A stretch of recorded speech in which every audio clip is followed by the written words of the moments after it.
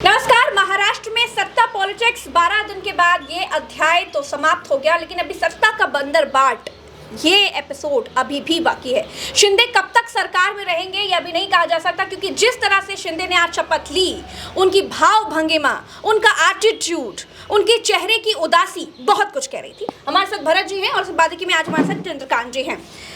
भरत जी, अब आगे क्या? आज शिंदे ने शपथ ले ली, लेकिन उनका चेहरा, उनकी उदासी बहुत कुछ कह रहा था। क्या कहेंगे? जी प्रज्ञा जी, आगे ये है कि खेल होना अभी बाकी है महाराष्ट्र के भीतर, क्योंकि जैसे आपने देखा कि उत्तर प्रदेश में भारतीय जनता पार्टी ने जिस तरीके की सिचुएशंस बनाकर छोड़ी, योगी के पीछे 2 डिप्टी सीएम, और उत्तर प्रदेश में क्या हो रहा है, पिछले 5 साल से खेल ही हो रहा है। कभी सत्ता हथियाने का जुगाड़ लगता है, कभी नहीं लगता है, कभी दूरियां दोनों डिप्टी सीएम और सीएम के बीच। सेम वही परिस्थिति, वही सिचुएशन महाराष्ट्र में भी पैदा कर दी गई है। और महाराष्ट्र के भीतर अब शिंदे ने शपथ ले ली है डिप्टी सीएम की। अब अभी तक ये इंश्योरिटी शिंदे को नहीं मिली है कि उनको गृह मंत्रालय मिलेगा, और यही वजह थी कि आज शिंदे को मंच पर खड़े होकर शपथ के बीच में नरेंद्र मोदी और अमित शाह की तारीफ करनी पड़ गई, अपनी लॉयल्टी साबित करनी पड़ गई कि देखिए शिंदे, देखिए शाह जी, देखिए मोदी जी, मैं आपके लिए कितना लॉयल हूँ, इतना लॉयल हूँ कि देवेंद्र फडणवीस ने शपथ के बीच में आपकी तारीफ नहीं की। वो तो आप ही के आदमी है, भारतीय जनता पार्टी के आदमी है, लेकिन मैं पराया होकर दूसरी पार्टी का होकर महायुति में हूँ, फिर भी आपकी तारीफ कर रहा हूँ। शाह जी, आपकी तारीफ कर रहा हूँ। मोदी जी भूल न जाना, शाह जी भूल न जाना, अपना वादा निभाना, मुझे गृह मंत्रालय बिठाना। इस टाइप का उनका जो कहने का मतलब था। अब शिंदे के सामने चुनौतियां अब बढ़ेंगी। मसला प्रज्ञा जी ये था कि शिंदे अगर आज शपथ ग्रहण में नहीं आते तो उनकी पार्टी टूटने के बहुत ज़्यादा आसार होने लग गए थे, क्योंकि शिंदे की पार्टी में भारतीय जनता पार्टी से भाग कर आए तकरीबन 12 से 14 विधायक हैं। और शिंदे को ये मालूम चल गया था कि अगर शिंदे सत्ता का हिस्सा नहीं बनते हैं तो उनकी पार्टी टूट सकती है, क्योंकि उनका एक अनुभव इससे पहले रह चुका है। वो अनुभव उनको मालूम है कि किस तरीके से भारतीय जनता पार्टी ये वाला खेला करती है। इसलिए शिंदे जो दोपहर बाद इवन 3:30 बजे तक भी तैयार नहीं थे शपथ लेने के लिए, उनको शपथ जबरन दिलाई गई। उनके अपने नेता इस बात को कहते हैं कि वो तैयार नहीं थे, लेकिन हम सबके दबाव और प्रेशर में शिंदे शपथ लेंगे आज। तो मसला यह है कि अब खेल यहाँ से शुरू होता है महाराष्ट्र की पॉलिटिक्स में।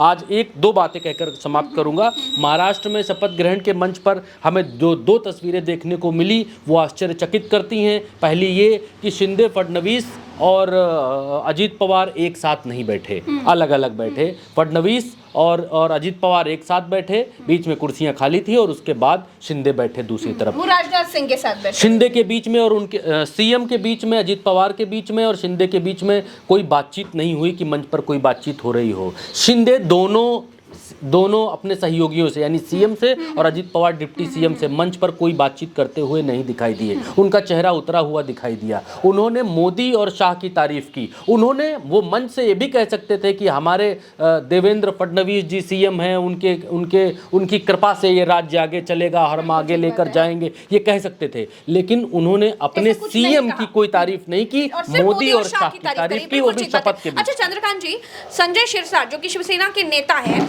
उन्होंने ये बात खुलकर बोली कि डिप्टी सीएम नहीं बनना चाहते थे एकनाथ शिंदे, लेकिन हमने दबाव बनाया और अब वो डिप्टी सीएम की शपथ लेंगे। और हमने मंच पर भी देखा कि एकनाथ शिंदे बहुत उदास दिखाई दे रहे थे। बेमन डिप्टी सीएम की उन्होंने शपथ ली है, बिल्कुल तस्वीरों से साफ है।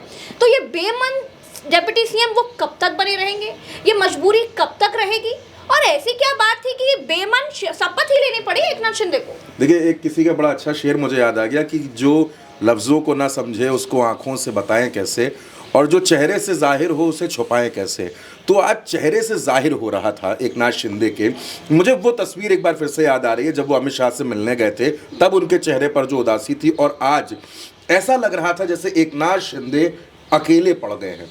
इस तरफ एक खेमा है, इस तरफ एक खेमा है, और वो अकेले हैं। और बिल्कुल ठीक बात है कि अब खेला शुरू हो रहा है महाराष्ट्र का। अब एकनाथ शिंदे, जो जैसा कि भरत जी ने कहा, पहली बात तो मैं इस बात पर एक पत्रकार होने के नाते एक आपत्ति दर्ज कराता हूं कि शपथ ग्रहण पर इस तरीके का जो भाषणबाजी एकनाथ शिंदे ने की वो नहीं होना चाहिए। एक संवैधानिक कार्यक्रम है, शपथ ग्रहण का कार्यक्रम है, और एकनाथ शिंदे तारीफों के पुल बांध रहे थे। वो बिल्कुल, राज्यपाल भी हैरान रह गए थे। अगर हम राज्यपाल की तरफ देखें तो वो भी सोच रहे थे ये क्या हो रहा है, गुरु भाजपा के नेता है, ये तो शिवसेना के हैं भाई, इतनी तारीफ क्यों, इतनी चापलूसी क्यों? कोई भी हैरान रह जाएगा, क्योंकि आज तक आपने किसी शपथ ग्रहण में ऐसा नहीं देखा होगा। किसी शपथ ग्रहण में आपने ये नहीं सुना होगा, बहुत जिम्मेदारी से कह रहा हूँ, किसी शपथ ग्रहण में ये नहीं सुना होगा कि डिप्टी सीएम की शपथ ली जाए। डिप्टी सीएम भरत जी ने बार बार लगातार ये बात बताई भी है कि कोई संवैधानिक पद नहीं है। शपथ या तो कैबिनेट मंत्री की होती है या तो मुख्यमंत्री की होती है, राज्य मंत्री की होती है। लेकिन एक अनोखी चीज आज महाराष्ट्र में देखने को मिली, और शपथ भी एक इवेंट की तरह देखने को मिली महाराष्ट्र के अंदर। खैर, वो एक अलग विषय है। लेकिन एकनाथ शिंदे का चेहरा, एकनाथ शिंदे की चुप्पी और एकनाथ शिंदे का सिर्फ मोदी मोदी करना मंच पर, ये भी बहुत बड़े संदेश देता है। क्या संदेश देता है चंद्रकांत जी? खुलकर बताइए। संदेश ये है साफ तौर पर कि महाराष्ट्र में अस्थिरता बनी रहेगी। देवेंद्र फडणवीस कह रहे हैं कि सिर्फ भूमिका बदली है, हमारी दिशा वही रहेगी, हम उसी तरह से काम करेंगे। लेकिन ये सब बयानी बातें हैं, बयान देने वाली बातें हैं। अभी आप देखेंगे अगले 10 दिन में, अगले 15 दिन में आपको बदलाव देखने को मिलेंगे और बॉडी लैंग्वेज भी बदलेंगे। भरत जी ने एक बात बताई उदय सामंत को लेकर, उन्होंने कहा कि अगर आपको सच बताऊं तो हमारे दबाव में वो जा रहे हैं। दबाव में कोई रिश्ता प्रज्ञा जी कितने दिन चलता है, कितने दिन चलेगा? बांधने से, हम लोगों क्या कहते हैं कि बांधने से बाजारें नहीं लगती हैं।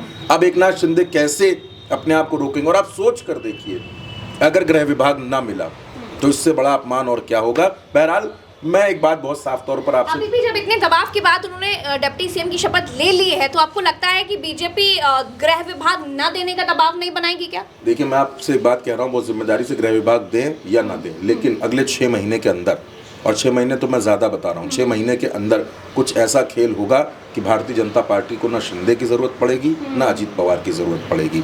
अब मेरी इतनी सी बात में बहुत सी बातें छिपी हुई हैं कि बहुत कुछ ऐसा महाराष्ट्र में आपको देखने को मिलेगा। बिल्कुल। भरत जी, आखिरी सवाल आपसे कि महाराष्ट्र में ये कहा जा रहा है कि अभी तो शुरुआत हुई है, आपने कहा, लेकिन आगे जाकर के शिंदे बड़ा खेल कर सकते हैं, तो वो क्या खेल कर सकते हैं एकनाथ शिंदे?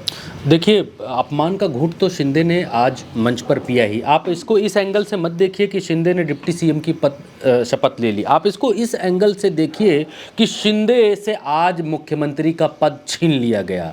भारतीय जनता पार्टी चाहती तो शिंदे को, एक मराठा मानुस को, मुख्यमंत्री रहने दे सकती थी, ऐसा थोड़ी था। लेकिन भारतीय जनता पार्टी ने शिंदे से मुख्यमंत्री का पद छीन लिया। राजनीति में कितनी मिठाई से पैदल कर दिया शिंदे को भारतीय जनता पार्टी ने। तो शिंदे अब चुप बैठेंगे क्या? शिंदे अब चुपचाप रहेंगे? अगर उनको ये एक और बहुत बड़ी लड़ाई है कि अगर उनको गृह मंत्रालय नहीं दिया गया तो दूसरी लड़ाई छिड़ सकती है महाराष्ट्र के भीतर। और शिंदे, अभी ये सेटिंग हुई होगी कि आप अभी शपथ ले लीजिए, बाद में हम आपको गृह मंत्रालय दे देंगे। प्रज्ञा जी, गृह मंत्रालय की लड़ाई तो चलिए अलग है, लेकिन महाराष्ट्र के भीतर मेरी जितनी पत्रकारों से बात हुई या वहाँ के पॉलिटिकल एनालिस्टों से बात हुई, इस समय सबसे बड़ा सवाल महाराष्ट्र के भीतर ये है कि क्या शिंदे, वो शिंदे जो दबाव में शपथ लेने के लिए आए हैं, जो इस डर से शपथ लेने के लिए आए हैं कि उनके अपने दल के नेता टूट जाएंगे, उनकी पार्टी टूट जाएगी, उनके विधायक टूटकर भारतीय जनता पार्टी में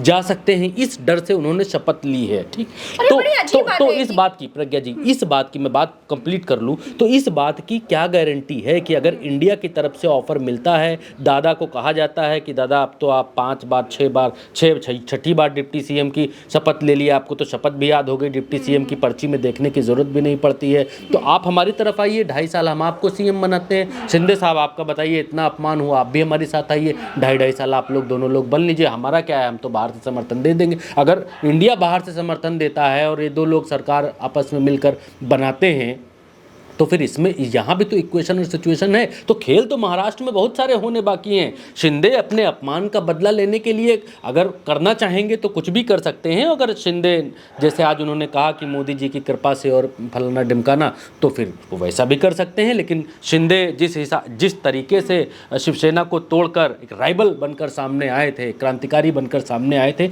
उनकी उस पृष्ठभूमि को देखकर लगता नहीं है कि वो चुपचाप और अपनी सारी बातों को दबा कर बैठे रहेंगे। बिल्कुल ठीक बात है। तो महाराष्ट्र में इस वक्त भी बहुत बहुत बहुत हलचल मची हुई है। शपथ ग्रहण के बाद भी सत्ता के बंटवारे का ये जो बंदर बाट का एपिसोड है, ये अभी खत्म नहीं हुआ है। हम लगातार आपको बताते रहेंगे। फिलहाल के लिए इतना ही, हमें दीजिए इजाज़त। संपादकीय को देखते रहिए, वीडियोस को शेयर कीजिए, कमेंट में अपनी राय भी बताइएगा। नमस्कार।